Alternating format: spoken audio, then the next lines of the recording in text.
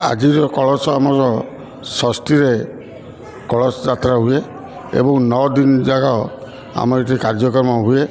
1999 ମସିହାରୁ କରମଙ୍ଗା ସେକଣ୍ଡପୁର ବାଲିସାହିର ବାସିନ୍ଦାମାନେ ଏବଂ ପ୍ରତ୍ୟେକ ଲୋକ ଏଥିରେ ସହଯୋଗ କରନ୍ତି ଏବଂ 9 ଦିନ ପର୍ଯ୍ୟନ୍ତ ଆମ ପୂର୍ଣ୍ଣମୀ ପର୍ଯ୍ୟନ୍ତ ଏ କାର୍ଯ୍ୟକ୍ରମ ଚାଲେ ଏବଂ ଆମର 9 ଦିନ ପର୍ଯ୍ୟନ୍ତ ପାରାୟଣ ଚାଲେ। ବଡ଼ ଭଲ ଭଲ ବକ୍ତା ମଧ୍ୟ ଏଠାକୁ ଆସନ୍ତି ଏବଂ ବହୁତ ଲୋକ ମଧ୍ୟ ଏଠି ସମାଗମ ହୁଅନ୍ତି।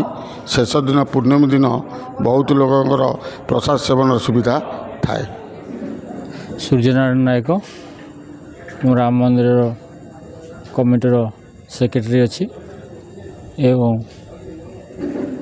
ଯେଉଁ ନବାନ୍ନ ପରାୟଣ ମହାଯଜ୍ଞ ଯେଉଁ ହେଉଛି କରମଙ୍ଗା ବାଲିସାହି ସେକଣ୍ଡପୁର ମିଶିକିରି 9 ଦିନ ବ୍ୟାପୀ ଚାଲୁଅଛି। ଏ 9 ଦିନରେ ବହୁତ ସାଧୁ ସନ୍ଥ ବକ୍ତା ଆସିକି